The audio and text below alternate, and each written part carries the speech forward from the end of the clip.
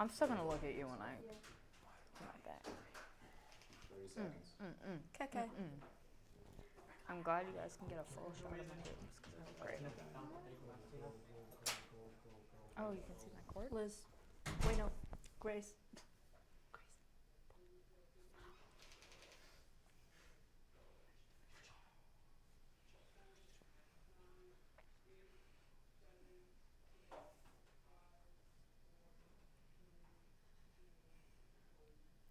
Welcome back to Hashtag That. I'm Grace Doyle. And I'm Alex Kendall from Quinnipiac Dance Fusion Team to Torture Poets Department. We're back with the latest entertainment news updates. All that and more from Hamden to Hollywood. We are your source for Quinnipiac's entertainment news.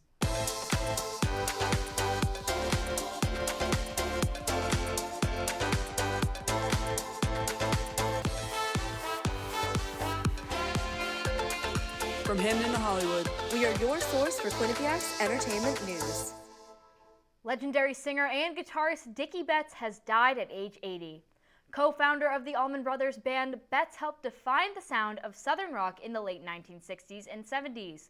Betts' death was announced through a statement shared by the family stating, quote, "Dickie was larger than life and his loss will be felt worldwide," end quote. Betts wrote and sang on the track Ramblin' Man and also wrote hits such as Blue Sky and Jessica.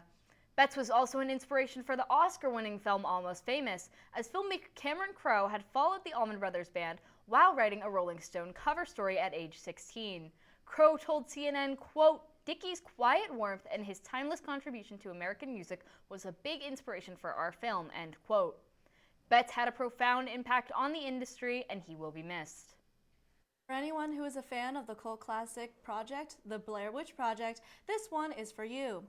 Recently, the original actors of this film, including Heather Donahue, Joshua Leonard, and Michael Williams, all released statements on social media requesting retroactive and future residual payments, as well as the desire of meaningful consultation on further Blair Witch projects.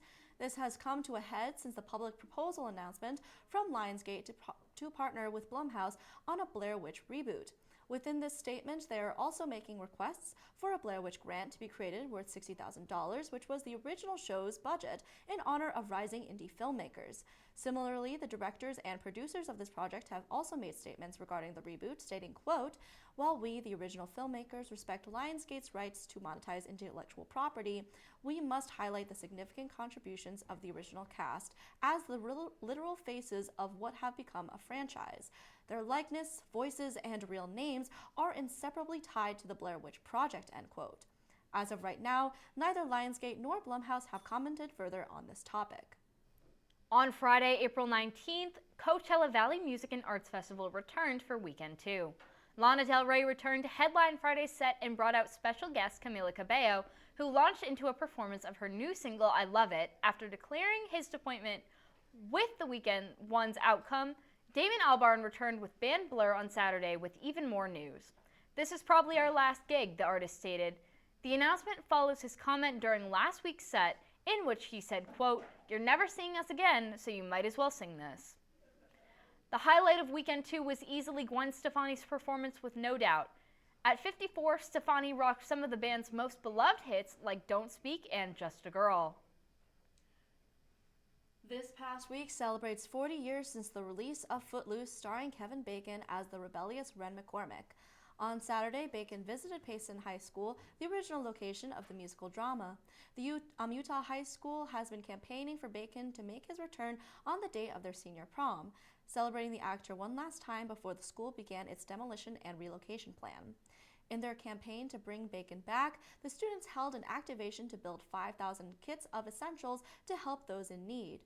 For Bacon's charity 6 Degrees, their combined efforts not only brought Bacon back to their school one last time, but also raised over $800,000 of product distribution. Bacon received an honorary diploma and varsity jacket upon his return and stated, quote, "By returning what could be just a movie star coming back to get a pat on the back into something really positive, to giving back to your community and to the people you're sharing the planet with," end quote. The hard work and dedication of the students at Payson High School not only brought home the bacon, but also will serve to impact hundreds of thousands of people in need. This past week, students gathered at Quinnipiac University's theater building for the new Play Lab. Michael Katz-Flynn got an inside look on the process and what goes into the showcase. Hashtag it's Michael. Right now, the theater building is buzzing with anticipation and preparation for the 2024 New Play Lab season. New Play Lab is the theater's annual experience where students can come together to create and direct short 10-minute plays together. Around 6 to 8 plays are selected for the lab and assisted by directing and playwriting mentors. This year's lineup of plays is sure to excite, but let's hear it from all the people behind the magic. It's been a bit of a learning curve for me, just like being in charge of so many people. I've never done that before. I've only ever been in charge of like 10 people at a time, max. And it's very different when you can individually talk to everyone versus where you have more like sophisticated, I guess, channels. Like there's more official things that need to happen. Rather than if you're just leading a group of like 10 people, you can just shoot a text and be like, hey, this is what's happening, instead of like you have to be a lot more organized with like 30 people rather than 10. All of them, they are all fantastic shows, and I'm very excited. My play I started developing last semester. Like I said before, I attended the playwright workshops, and each meeting I always wanted to bring like a new work. So that was just like an idea I randomly had, and it was like wrote up in a frenzy. And I got like some feedback on it, and I decided to submit it for new play. Main challenges when writing is that I build these worlds, I build these characters, and I just have so much going on in my brain that I want to put it all on the page, but that's not possible. And it's learning what needs to be said and what doesn't need to be said for your story to be told in the way that you want it to. This version, it's at officially 11, but there were a lot more before because I was actually revising and editing it before I even submitted it for new play. Like it's completely changed from what it was before. When you're doing a typical show, you rehearse to perform. I feel like with New Play Lab, the performance is more just an example of what you've done for the process. I'd say the process is what's really important about New Play Lab. And once you get that, once you kind of wrap your head around that, it just becomes so much more rewarding every second that you're trying to find this thing that existed at one point only in the playwright's head. Entire experience has been collaborative. I remember even just speaking on New Play Lab, going back to callbacks, and it's this like packed, the whole theater's just packed to the brim with people who are running around, and it's kind of hectic, but all in the best way. And all of New Play Lab has just been about people helping people to make students helping students to make these shows happen, and it's just been so fun. That's all we have for New Play Lab 2024. If anyone's interested in submitting or becoming a director, follow the Quinnipiac Theater's Instagram to find out more opportunities. That's it from me. We will be right back after this short commercial break. What do you think you're doing, Kevin? Was just gonna drive home. There are several warning signs present that you shouldn't be driving. Like hearing voices? Like your text-to-emoji ratio? Oh man, the selfies. Selfie, nailed it. We all have warning signs that let us know that we're probably not okay to drive. Mine is pretending to be your subconscious. Craig, come on man, let's split a ride home. Type 2 diabetes can have a big impact on your life, but how can it be prevented? Well, the first step is knowing if you have prediabetes, a serious medical condition that puts you at high risk for type 2 diabetes. 1 in 3 American adults has prediabetes, but more than 80% don't know they have it. The good news is, prediabetes can be reversed, and for many people, healthy changes in their daily routine can make a big difference. Take the 1-minute risk test today at doihaveprediabetes.org. I don't think that many kids in my son's school even do it. He makes fun of his friend who vapes. He would never try it. She's into soccer. She's on the honor roll. She's just not the type. No way. No way. No way. No way, my kid would never vape. Get your head out of the cloud. Today, nearly 8,000 kids will start vaping. Maybe even yours. Learn about the dangers at talkaboutvaping.org. This weekend, Quinnipiac Dance Fusion team had their annual spring showcase, and I got an inside look at the team and the event. What's up, hashtag? It's Alex, and today we are at Joseph Melillo Middle School with Dance Fusion for their spring showcase. Dance Fusion is Quinnipiac University's hip hop and dance team, and it is made up of 25 to 30 members who perform at a range of events, including basketball games, Greek life, philanthropy events, and Q-thon. These dancers have choreographed their showcase with a variety of different styles and techniques. We can't wait to see what they have, so let's take a look. So we are going to be doing our fall and spring mixes that we used to do at the basketball games. And then we have kind of separate smaller groups. We have contemporary, hip hop, jazz, Bolly fusion, and tap. And like if we're not emotionally connected, we're not going to be physically connected when we dance. So that's what I kind of remind them, and hopefully that will come through. So I have choreographed for the spring showcase. And I also have choreographed a portion of our spring mix that we performed at the basketball game. So choreographing for both of those was a little it's very stressful. The team really helped me with that. Like they really reassured me and like, Maddie, we love your choreo. You're doing a great job. And the basic like time management, like finding time to choreograph for each thing. And then also having to find outfits for my dance, for everyone, to coordinate everyone. It's just a lot more work I had to do than I thought when I first said I was going to do it, which is okay. I'm so glad I did it. But I think just having the team to rely on really helped me because members of the team who are experienced in this and they know what they're doing. So they gave me advice on how to manage myself and manage everything, and that really helped. The week before like showcase is pretty stressful because again, like the days are dwindling down and we have to clean up all our dances and then we start showing our dances in practice. So each group has their own designated time. So this week we were all together and we're showing each other our pieces and just like cleaning the choreography, making sure everything's set, making sure everyone's costumes are in on time and everything is organized and it looks professional is very important. So that can be kind of stressful, but I would say that's like the only challenge.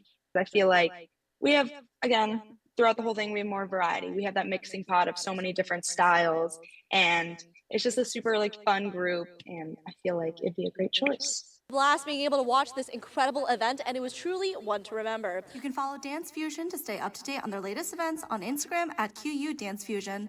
But that's all I have from here. Back to you guys at the desk.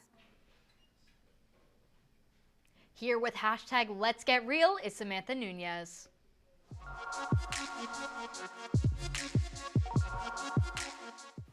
Thanks, guys. I'm going all over the reality TV news this week, starting with Dancing with the Stars. Cheryl Burke set the record on Straight of her love life. The ballroom dancer who appeared on the competition show for 25 seasons went on Amy Robash and TJ Holmes' podcast, Amy and TJ, and revealed she's had 3 romances, including with her season 10 partner, former football player Chad Cinco Ocho Johnson. During an appearance on Ellen, Johnson and Burke kissed and showed off a 10,000 ring he bought Burke. Burke got married with Boy Meets World star Matthew Lawrence in 2019 before ending their marriage in 2022. With the talks of marriage, Burke told ET in 2023, quote, "I totally would get married again. I mean, I know we probably go from meeting someone first, not like straight to the altar, but our time is limited on this planet," end quote. 90 Day Fiancé Happily Ever After star Liz Woods is thriving with her new boo. Last week, Woods gave an update revealing her new boyfriend met her mother, showing a good sign in the relationship. Woods, who had an on and off relationship with star Big Ed Brown, were scheduled to have their wedding in August before calling it off. Woods worried that her family had negative views of Brown, making her new relationship important. Season 8 of the series is currently airing every Sunday and will reveal the real reason why Woods and Brown did not get married. And lastly, this past Tuesday, it was revealed that the Real Housewives of New York City is adding a fashion icon to its latest season. Sources confirmed that fashion designer Rebecca Minkoff has joined the series, but her role as being full-time remains to be announced. Minkoff has been a guest judge on the reality fashion design show Project Runway and co-founded the Rebecca Minkoff brand with her brother. The Real Housewives of New York City Season 14 premiere was the most watched episode for the series in 3 years, especially after its reboot in 2023. The cast will include all cast members from season 14, including Jenna Lyons, Jessel Tank, and Bryn Whitfield. That's all for this week's hashtag Let's Get Real. Back to the host at the desk. Taylor Swift released her 11th studio album, The Tortured Poets Society. Here with more is Gabriella Madden and Taylor DeLisi. Hey hashtag, it's Gabriella and Taylor back for the last time this year to give you our scoop on Taylor Swift's brand new double album, The Tortured Poets Department, The Anthology. The album was released last Friday, April 19th, and it features 31 brand new songs, which is coincidentally Swift's lucky number backwards. Swift is back with trusted producers Jack Antonoff and Aaron Dessner, which bring the album's sonic landscape to a dark, sepia-toned synth pop and folk-influenced atmosphere. She also collaborated with Florence Welch of Florence and the Machine on Florida, and also Post Malone on the lead single and smash hit Fortnite. Let's get into discussing our favorite tracks from the chairman of the Tortured Poets Department. So first off, the song that I really wanted to discuss was I Can Do It With a Broken Heart, because that is a banger. I love that song. It's so poppy and upbeat, but the lyrics are just so heart-wrenching. I know. And she's experimented with this type of stuff before on like All You Had to Do Was Stay and other songs where the lyrics are like so sad, but the beat is like so up-tempo.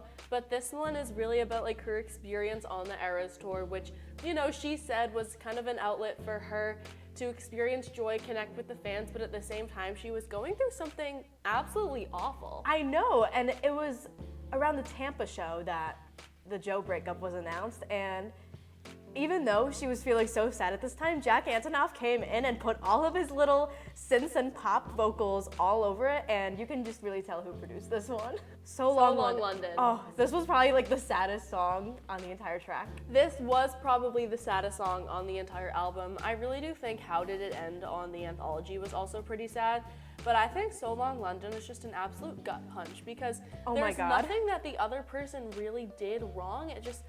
It's really heartbreaking, like when two people just don't work the same way they did anymore. There's nowhere that you can really place the blame.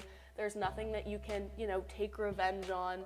It's just how it is, and the heartbreak of that, and knowing that like you did your best and you're choosing to walk away instead of stay and go through this torment of, can we make it work? Do I still love you?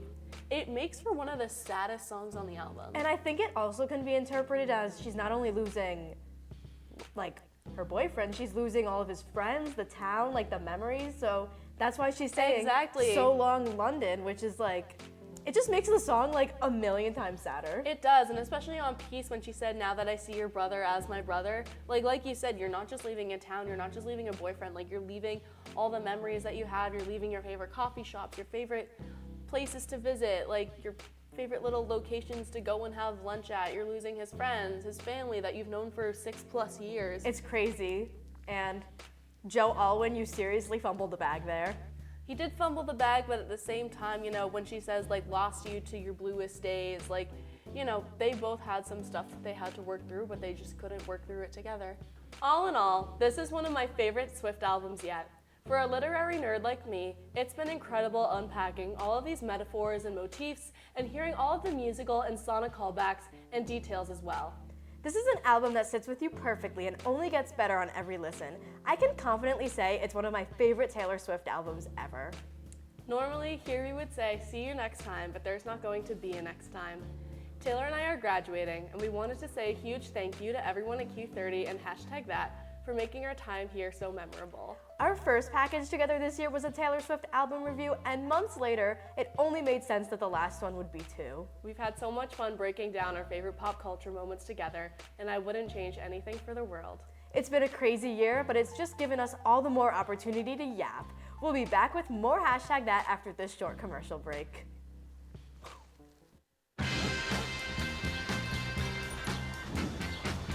When we adopt a shelter pet, we discover they're a unique mix of all kinds of things. Come on, Jules, spot on this last one. There it is.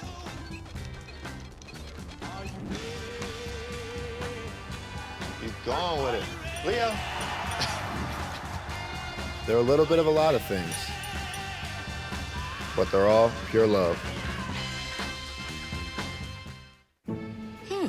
Maybe you can make retirement happen. After all, you made home ownership happen.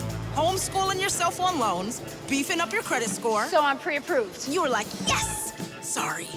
Color coding listings, ticking boxes, and flushing every toilet in a 20-mile radius. Home sweet home. You aced house hunting. Now get the tips you need to get on track at aceyourretirement.org. Meet the scan, a simple procedure whose mission is to detect lung cancer early.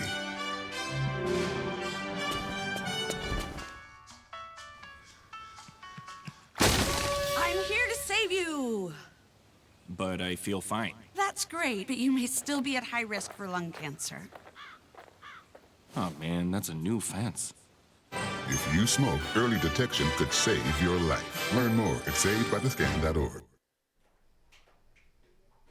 We're back with this week's Hollywood News Update, and here to fill us in on all the latest West Coast entertainment news is Michael Hanley. Hey guys, okay. Hey guys, we're going straight to Hollywood for our first story. Last week, Quentin Tarantino announced that he is scrapping his latest project, The Movie Critic. The film would have been Tarantino's 10th and final film before retirement.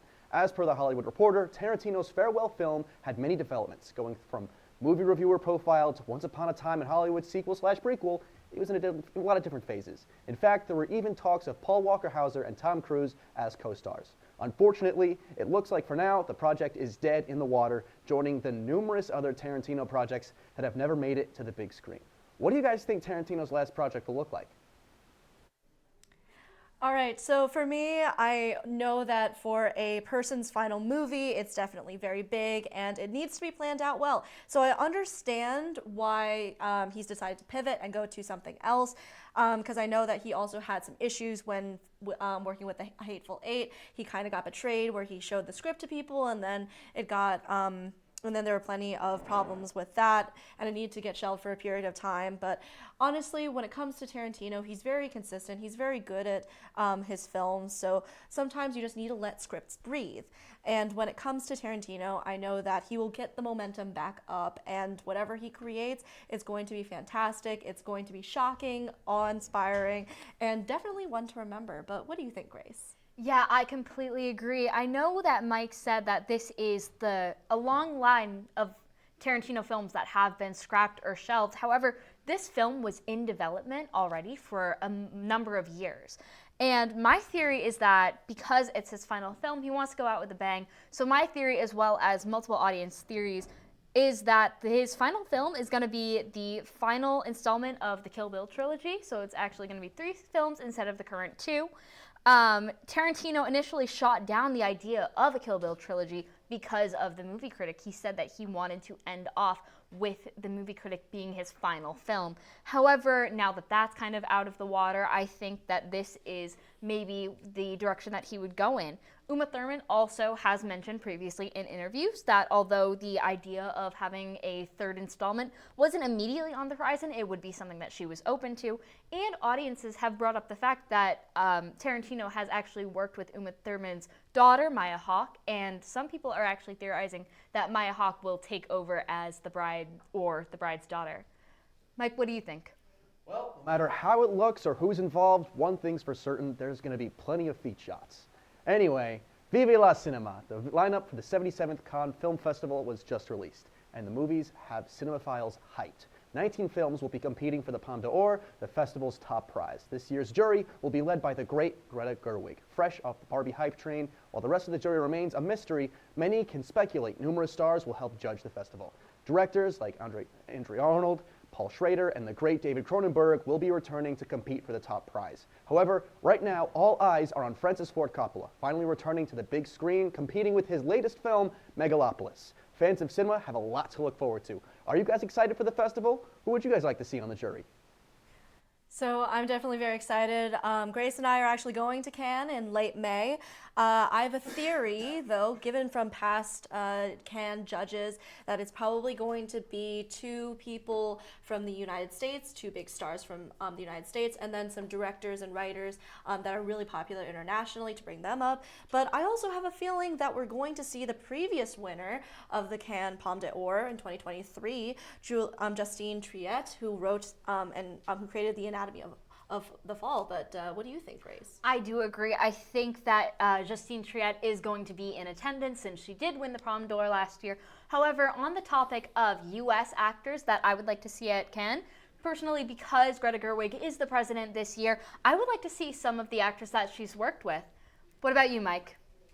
I'm just excited to see everybody involved. It's going to be a really great festival, like it always is. Going to the festival last year myself, it was just a great experience, and I know you guys will absolutely love it. But let's move on. Thanks, guys. But before we get away from this, I'd like to take a moment for a proper send-off. I want to thank my amazing staff for their hospitality over the past few months. Hashtag has been an incredible show and a fantastic experience for me. Fun fact, by the way, Hashtag was my first show I've ever hosted 3 years ago, and since then, the vibes have always been immaculate. They've helped me strive to become a better person, leader, and friend while being surrounded by such great people. It's always been a true joy and a blessing.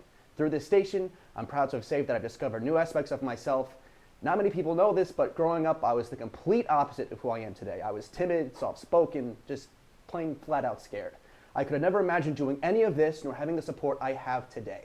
I want to thank you all, my amazing producing staff, my friends along the way, and the people right off Mount Carmel, my boys, Luca, Mason, Ben. I love you guys. I'm so grateful to my parents, my brothers and sisters, who I still look up to and learn from every day. And I want to thank you guys at the station for showing me who I can become, making me who I want to be, and helping me achieve what I have. Thank you all for supporting me in more ways than you will ever know, giving me friends I will carry throughout my time and memories I will never forget. Q30, you have done more than you will ever know. Thank you so much.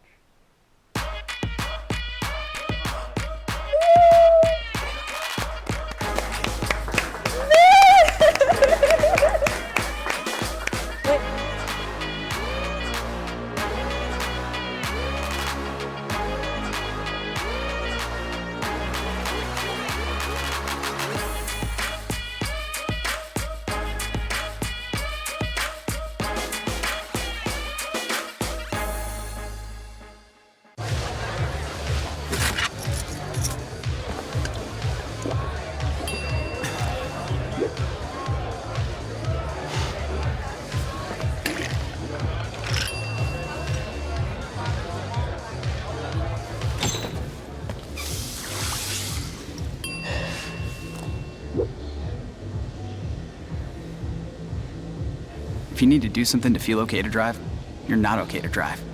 Don't drive buzzed. Honey, what I think you need is a socket wrench. I played JV basketball. I'm sorry. I don't think it looks right. This is good, and it's all good, baby. Is it really all good?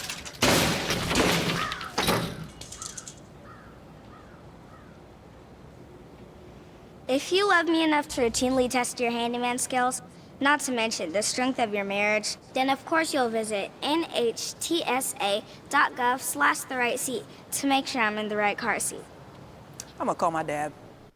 With this being Alex and I's last time hosting Hashtag That together, we wanted to close the show reflecting on our time at Q30. I wasn't sure how I wanted to begin my senior send-off, knowing that this is my final time on air as a producer for Q30. As I sit here, I'm filled with emotions, namely gratitude.